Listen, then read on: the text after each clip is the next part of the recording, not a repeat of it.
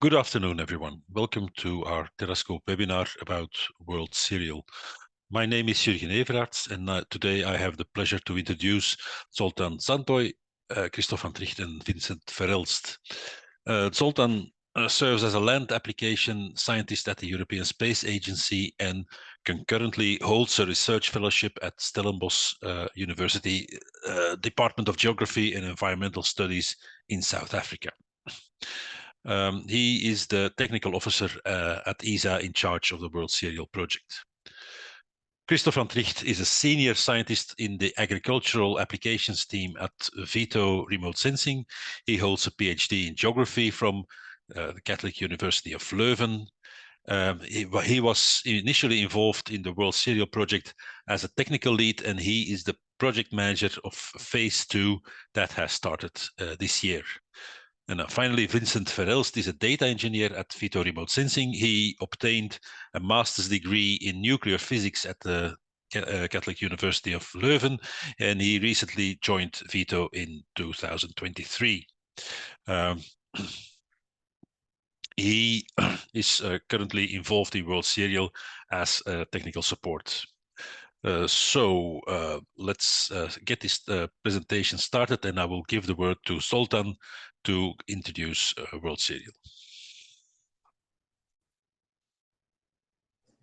Thanks a lot, Jürgen. My pleasure to be here.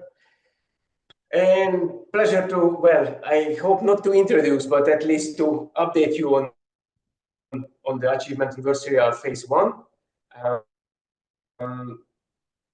It was a big project, and as Jürgen mentioned, thankfully it's continuing Phase II, but we will be focusing on Phase I in here. As my slide shows, why we are doing this, which crops we are mapping, where is irrigation. So we had so many questions to answer, but how this all started. So as you know, ESA builds rockets, builds satellites, but also we try to use, or in fact increase the use of our data what we provide through our satellites. So that was basically number one need here what we try to fulfill. But of course we work with partner organizations such as FAO, the Food and Agriculture Organization of the UN, WFP, World Food Program, which is also a UN body, but as well as the European Commission or GeoGLAM, if you know them. So here we not only wanted to use the data we show, but in general to build a free and open system which can provide, based on our data, products answering these questions what you see here. For example, which crop is grown where and when. So this is a truly European initiative. No such system or initiative existed before, even though EU in overall, or European countries in overall, are the largest donors in terms of food aid all over the world. So knowledge for our member states, EU or ESA member states, what is happening all over the world in terms of crop production, especially focusing on certain crops, staple crops mainly, which are of course feeding 80–90% of the world population. It's a really key question to answer. Now, I already mentioned the agencies we work mainly, and these are the agencies who ask for such products, such system as well, but not only. So we also work with individual countries, and again, not only from European countries per se. We will be providing the system free and open, which any country in the world could implement and use it.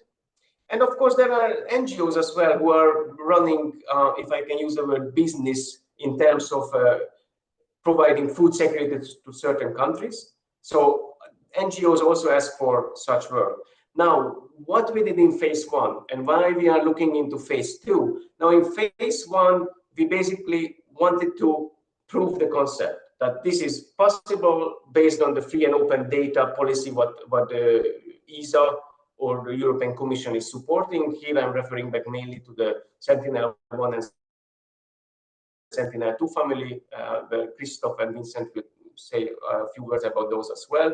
Plus, of course, ESA is an R&D agencies. So using the data what we have, but also the knowledge what we have within our European borders, it's really crucial. And here we really prove that what we can do, as you will see in the next slides. Now, in terms of the extended sustainability of the project, so we are looking into we already started phase 2 after the successful completion of this phase 1. And here we will be looking into extra crops, the system itself, how can be transferred to those who are interested, but we will talk about that later. Thanks very much, and I give the floor to the next speaker. Thank you.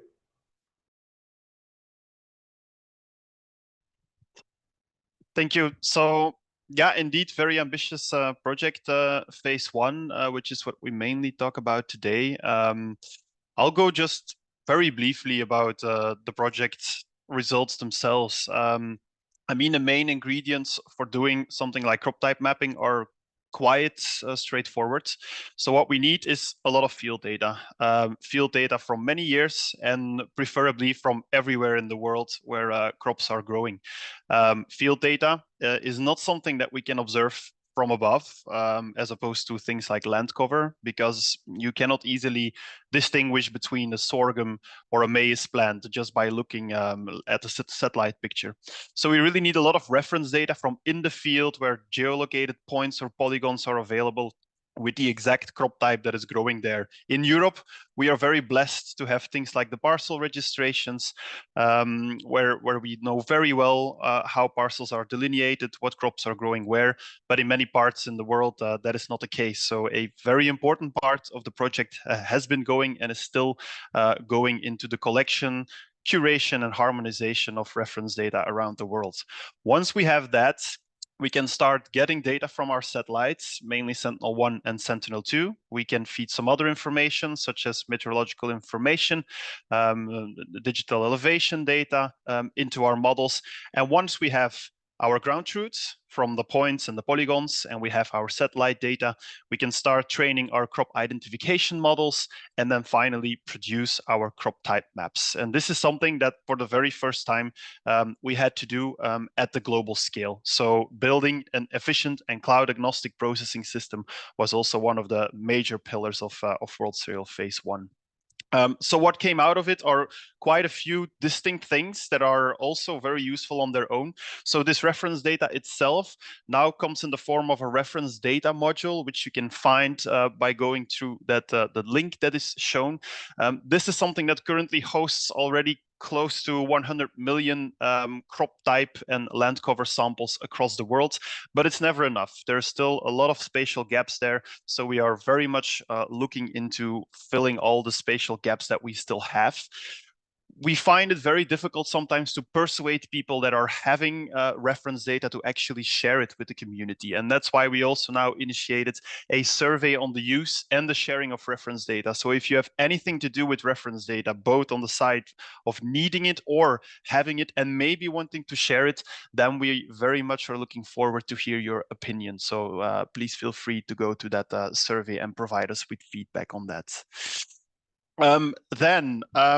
Land cover maps like world cover is something that you can create for a calendar year. Like world cover was created for 2020 and 2021. Crop types don't easily let themselves be bounded by a calendar year. I mean, depending on where you are in the world, seasons are always in a different time of the year. And especially around the equator, there is no such thing as a clear seasonality. So growing seasons can actually be defined arbitrarily or just by how a farmer is farming his land. So that's why a major other outcome of the project was the first global pixel-based crop calendars for the major growing seasons of cereals and maize.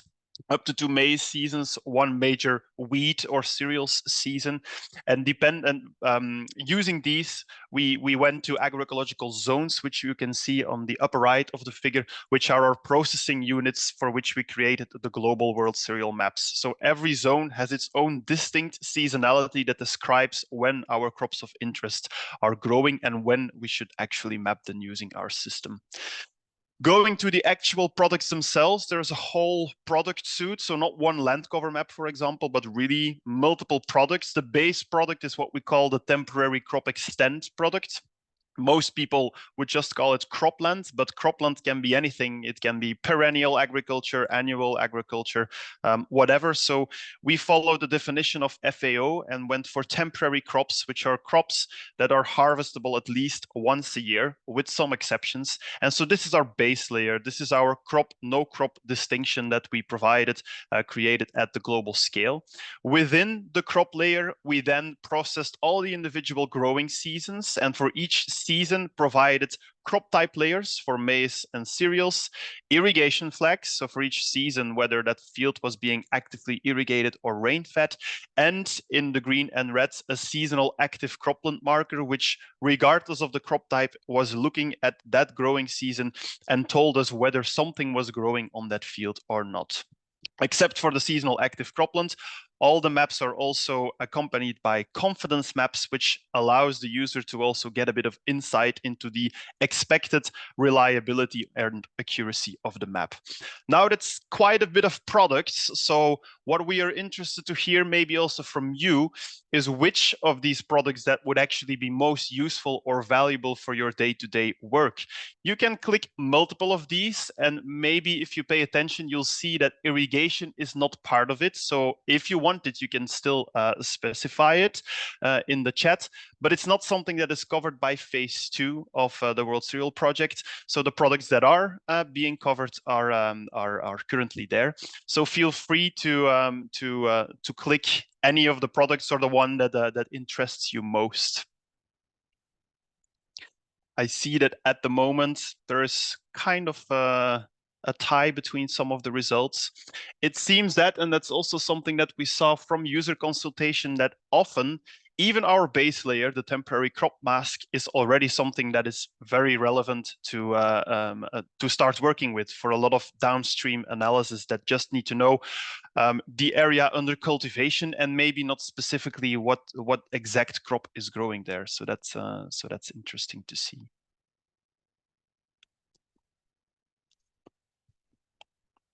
Okay, I think we have most of the information. Okay, so there is a clear winner. Temporary crop mask is what is most useful. Okay, so regarding the temporary crop mask, which is what we created in phase 1, we also did a rigorous validation using quite well spread validation samples, and we found, as expected, that some continents were performing a bit worse but still quite decent, such as Africa. Overall accuracy is something that you need to be very careful about, so usually we are mostly focused on users and producers accuracy, so you see that these are a bit lower for Africa, but in the end the global product was deemed quite accurate and was definitely on par with some other initiatives, but at a resolution that was never before produced, so we were quite happy with that. Regarding crop type, there was street view campaigns and some other reference data sets that we kept aside based on which we did validation. We had quite good results there, but we need to be honest that it's a very biased result because for many regions we didn't have any validation data to compare the product to. So here again, the need for reference data that could either be used for training or for validation is something very relevant that not only WorldCereal as a project, but actually the whole community desperately needs. So again, it's the same QR code. If you have any thoughts on that, what is your requests for training data, reference data, or what prevents you of sharing reference data, then please let us know through that survey. So these are the products. Where can you access them? We have a default WorldCereal viewer, which is currently being migrated, so you can still look at the products using the official WorldCereal viewer. Zooming in all the way to the detail is something that at the moment is not possible while the transfer is ongoing, but it still gives you a good idea on the seasonality concept, and soon the full products will be available again. In the meantime, the entire archive is also available on the Terrascope viewer. So if you go to viewer.terrascope.be, then the products are also visible there, and Vincent will also show that soon. Next to viewing, there is also download possibilities. The full original products are published on Zenodo. DOI, citable, and so on. Through Terrascope and the viewer, you can download the products themselves as well. We also ingested them on Google Earth Engine for your analysis to use. And OpenEO platform also has the data available with which you have quite some customization options to combine products and download products. With that, I'll pass the floor to my colleague Vincent, who will briefly show how to view the products in Terrascope and how to use OpenEO to subset, download, and combine product layers from WorldCereal.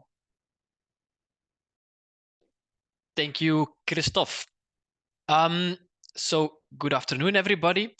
As a first part, I wanted to show you indeed, like Kristof has mentioned, the Terrascope viewer, which I have opened here already for you in a region somewhere in Belgium, which allows us to view different layers which are available via Terrascope. So if you go on the left side here, 2 layers, and then select under WorldCereal, we can select multiple of the collections that are available. For example, let's select the winter cereals, and you see immediately they become available. And let's zoom in a little bit more to give you more of an idea of the resolution right now that WorldCereal Phase I has already provided. As mentioned, it's also possible via the viewer, for example, here on this left side, to download the entire products. You can just export also your current screen to a PNG image. You can here on the right-hand side, for example, also share your current screen that you are working with. And you have different display options. You can put on borders, you can choose to add a street overlay, or you can even choose to add a street map instead of a satellite background. One interesting feature that is also worth showing here today is the compare feature, where we can compare one collection against the other one. For example, here in Belgium, let's maybe take a look at the comparison between the winter cereals and maize, which very well shows the seasonality that Kristof was talking about earlier. So if we go to the compare screen, you see that we can actually select 2 different collections. On the one hand, I have the winter cereals 2021, and then here I can select another one. So let's go for maize, for example. And then here you can clearly see, if we move the slider from one hand to the other, you can clearly see that there is no overlap between the winter cereals and the maize. And just like that, you can adjust your view as needed to have a quick view. This is for Belgium, where there is no overlap between the maize seasons and the winter cereals. I have a second screen open here in China. You see here again, I have opened the maize viewer. And let's also compare this one against the winter cereal and also zoom in a little bit more such that we can see it better. If I here enter the winter cereal, then here you see that there is indeed an overlap between the two, between the maize season and the winter cereal season, because the same croplands are being used often for both. Voila, that was a quick overview of the Terrascope viewer. And now, as a second part, in case you are interested in processing these collections, these WorldCereal collections further, you can, for example, use OpenEO for that. OpenEO develops an API which allows you to, in a unified way, communicate with different providers such as Terrascope and process data on it. In the first example, I'm going to show you an example in Python on how to use OpenEO. And then afterwards, I'll also show you in a graphical user interface what we exactly have done here with the Python code. So for those of you who are familiar, I have opened here a Jupyter notebook, which in a code way allows us to use OpenEO and make a connection to a certain provider, to a certain backend. In this case, we use the URL for the Terrascope. So in the first part, we have made a connection to Terrascope. And once we have that, there are multiple things we can do. Again, we can have a look at all the collections available. Remember the Terrascope viewer, we could also see them, but we can also ask it via OpenAO, for example. In this case, I've just listed all the collections that are available for WorldCereal. Then you can also, for example, describe one of the collections. So here I have asked to, for example, describe the maize collection, and then you get this pretty overview of everything around this collection. For example, the entire spatial extent, showing that indeed it's available for the entire globe. Which temporal extent? In this case, it's 2021. Furthermore, you can data like the providers is available, and also the instruments that have been used, all the things that Kristof was talking about earlier, are also available here. Now, let's use OpenAO to create a quick example, a simple example of a map where we can show both the winter cereals and maize on one and the same map. So basically the same thing that we were doing with the Terrascope viewer. One advantage is that in OpenAO, you can, for example, choose the exact spatial extent for which you want to download your data.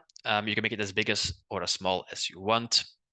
So in this case, we have divided the spatial extent that crosses the border between Belgium and France, and selected a temporal extent in 2021. In the next part, we can then load in again the maize collection. Remember upstairs above where we showed all the available collections. So we load in the maize collection and the winter collection.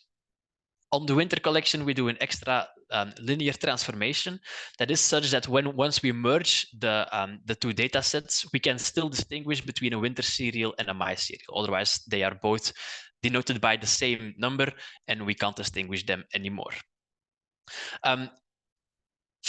Finally, we also remove the time dimension. Remember, again, Kristof mentioning that all of the cereals are mapped to a certain time point.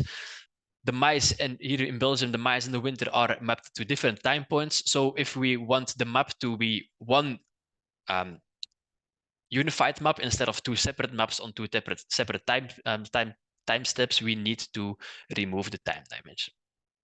And then finally, we can combine the two sets together, where we say that if there is a spatial overlap, take the sum of the two. This will make it possible later on to distinguish between crops where there is only maize, crops where there is only winter, or crops where there is both. The third is not the case here in Belgium, so we will only have the previous two or an other crop. Once we have constructed this is what we call now a process graph. So now we say everything that needs to be done, which happens instantly, and now we can send it to the cloud for computing, which is what's happening in the next part. And so here you see I already did it, because otherwise it would have been a boring 7 minutes. But let me show you now on the web editor on the World Wide Web the results. So right now you see I've given it the title WorldCereal example Terrascope, and I've asked my outputs to be in the GeoTIFF format.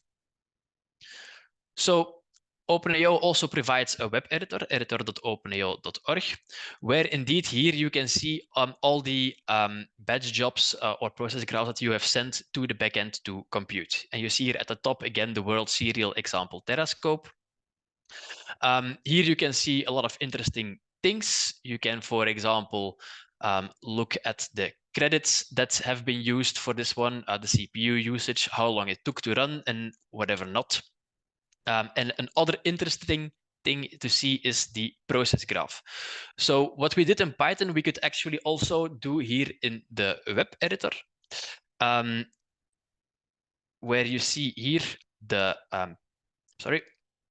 process graph itself. So you see again that here we load in the maize and the winter cereal.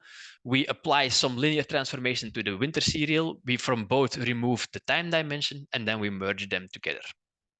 Here it is also, for example, possible to add another collection. So here we could easily select another collection from WorldCereal if we search for it. We could, for example, also add the spring cereals if that's for some reason useful, for which we can also then apply different processes such as a reduced dimension and whatever not. So it's your preference. You can either do it in a coded way via Python or via the graphical user interface in the web editor. And then again, once you have constructed your new process graph, you can again run it and wait for the results to finish. And afterwards, you can download them. So finally, what I wanted to show you is the actual result of what we have constructed here in OpenAO. So here, this is the final result, and you see here very well the bounding box that we have specified.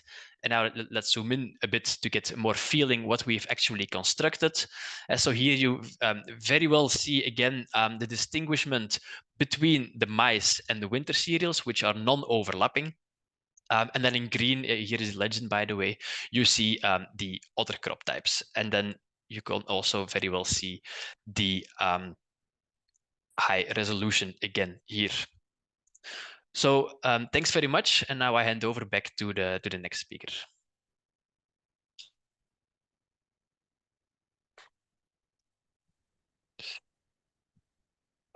Okay, thank you, Vincent.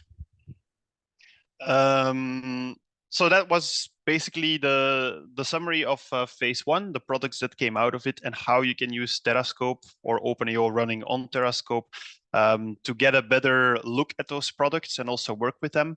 But as was already briefly introduced, there is an extension contract that recently started, which we called now externally WorldCereal Phase II.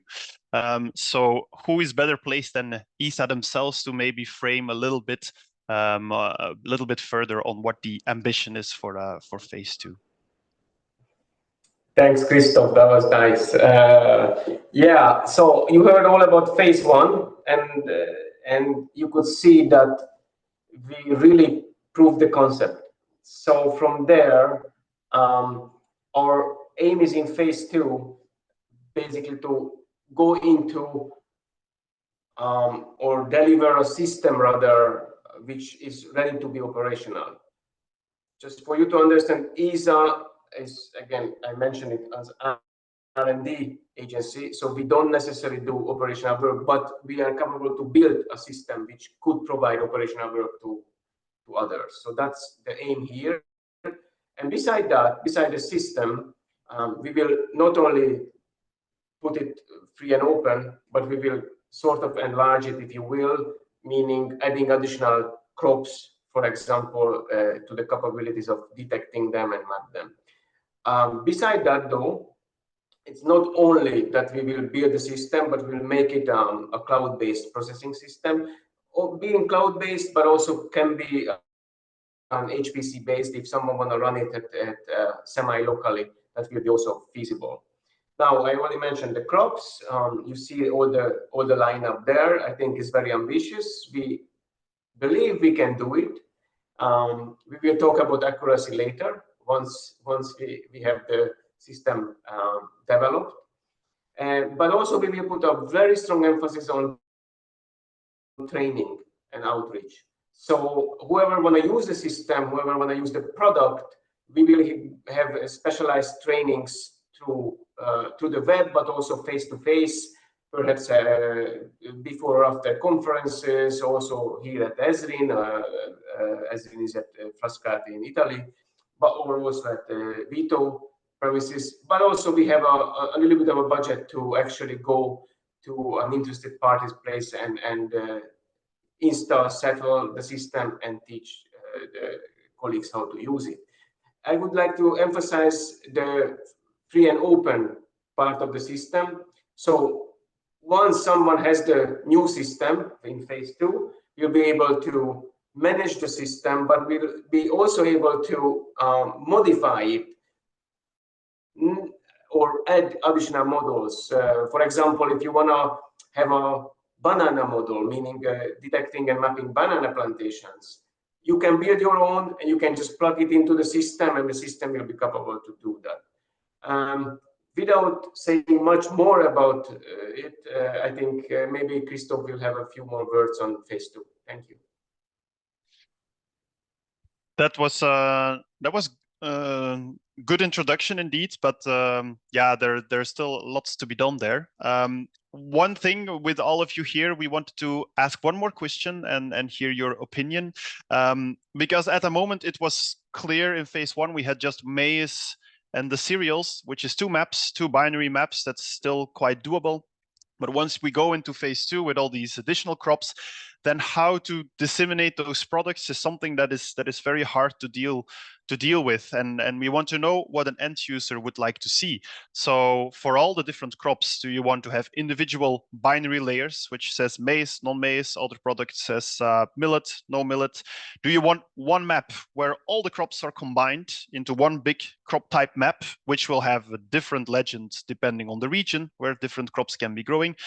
Or do you want to be able to play with the raw probabilities from the models and have crop probability maps for each crop? So you have a maize probability map between 0 and 100, between 0 and 100 probability maize, or millet, or cereals, so that you can play with your own threshold and combine your own multi-crop type map.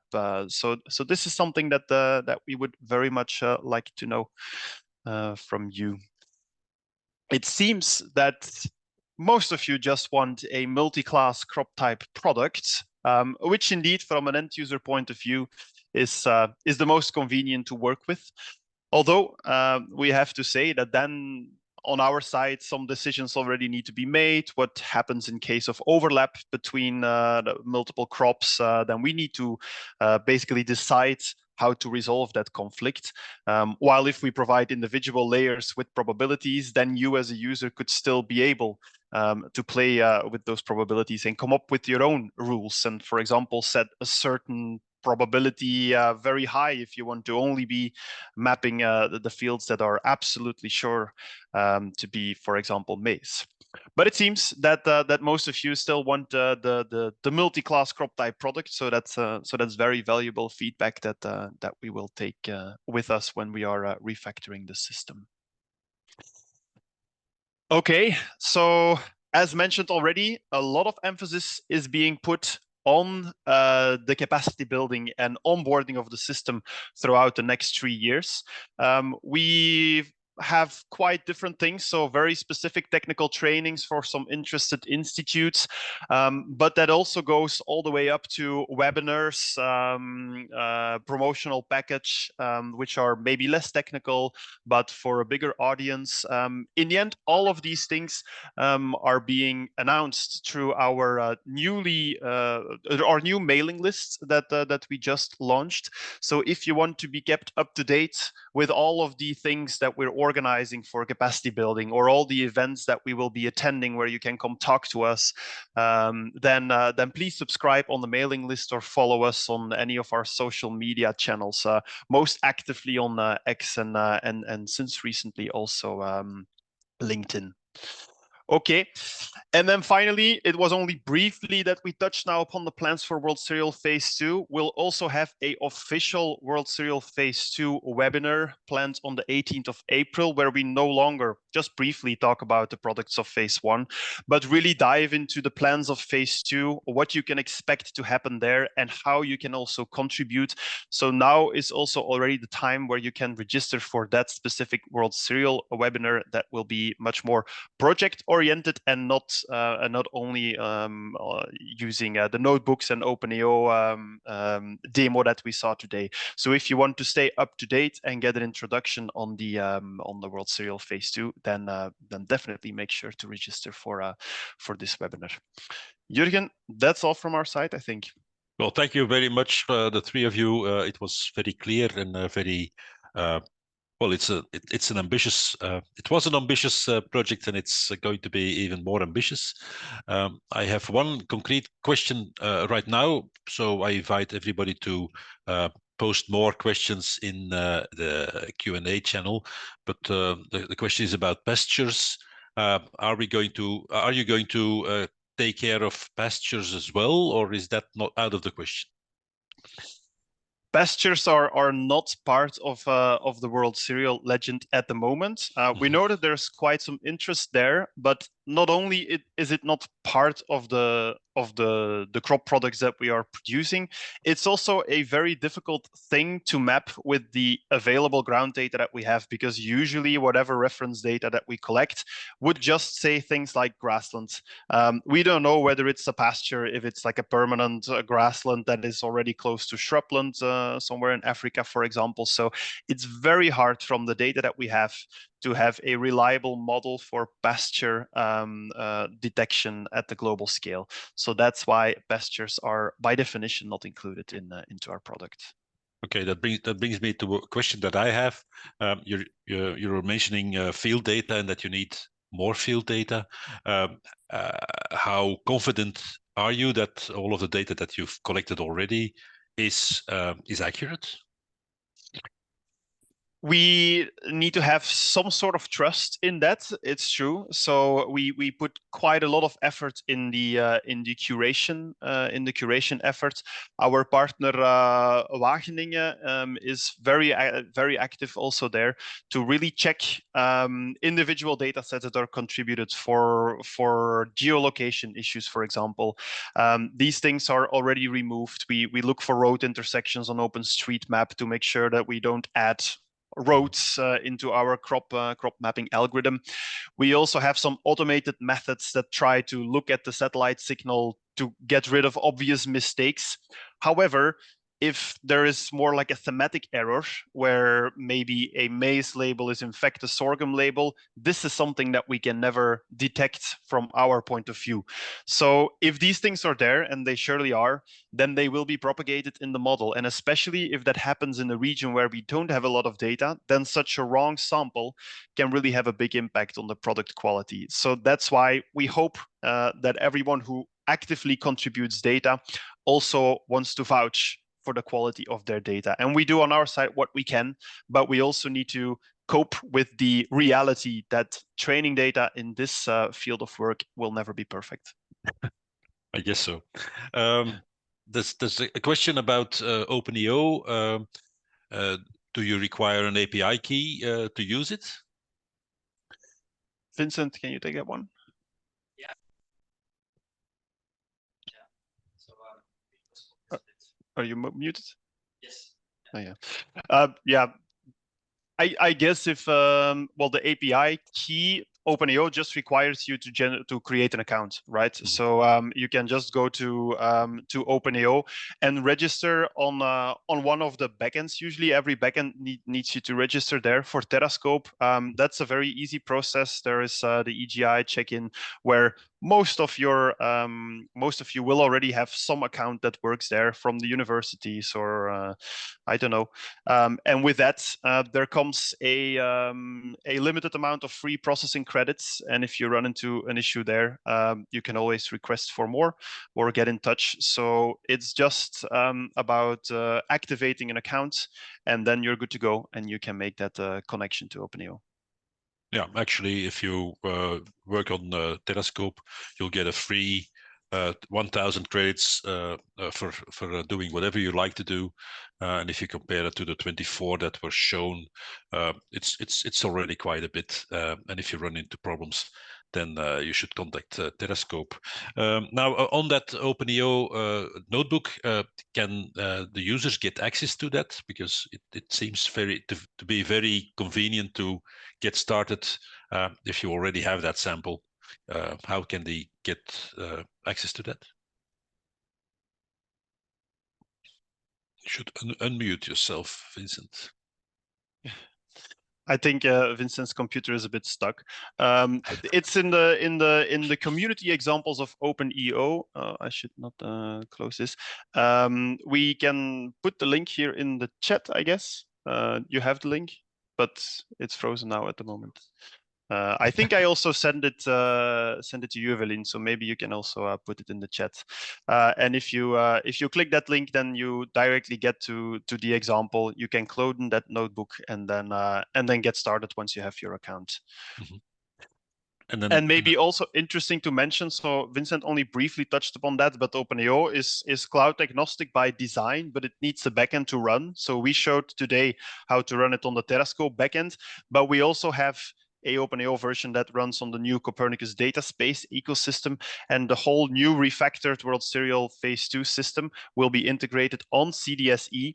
And so whatever code that you write in your notebook with OpenAO on Terrascope will also work on CDSE then, with the whole Sentinel archive being available there, so you can quickly get started there.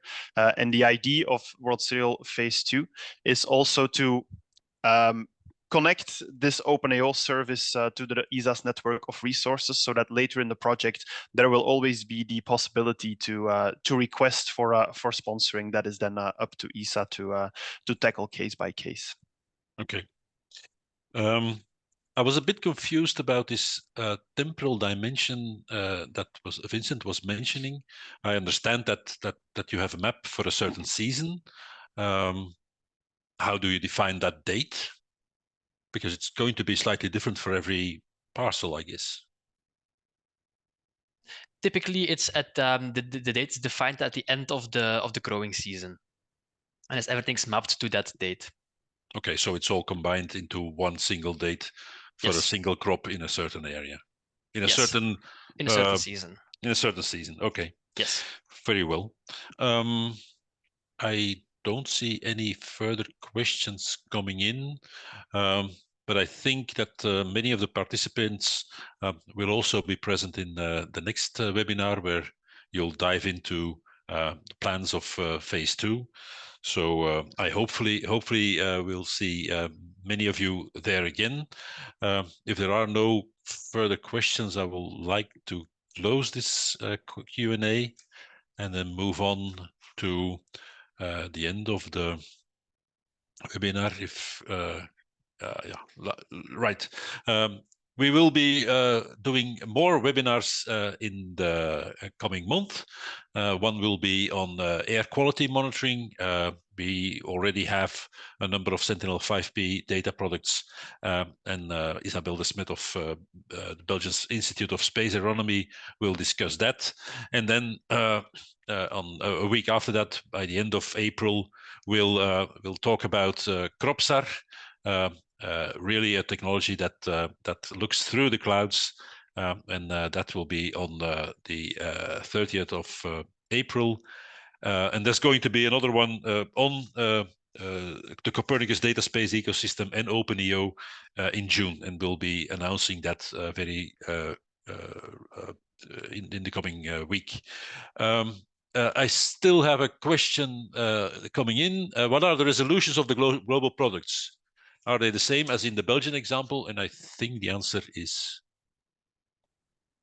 The answer is yes. The global products are at 10 meter resolution. Now, of course, the fields in Belgium are very homogeneous. They are well managed. So obviously, these nicely delineated fields in the smallholder farming context of Africa, you don't see them pop up as nicely. But that's more because the scale of doing agriculture in the African context is different from how we do it, for example, here in Belgium. But the product by itself just follows the resolution of the satellite sensors. So 10 meter it is globally. Okay. Well, that's very good. And with that, I think we can close this session. Thank you, Zoltan, Kristof, and Vincent, for the interesting presentation. And thank you all of the participants to be here. I hope to see you again in the coming webinars.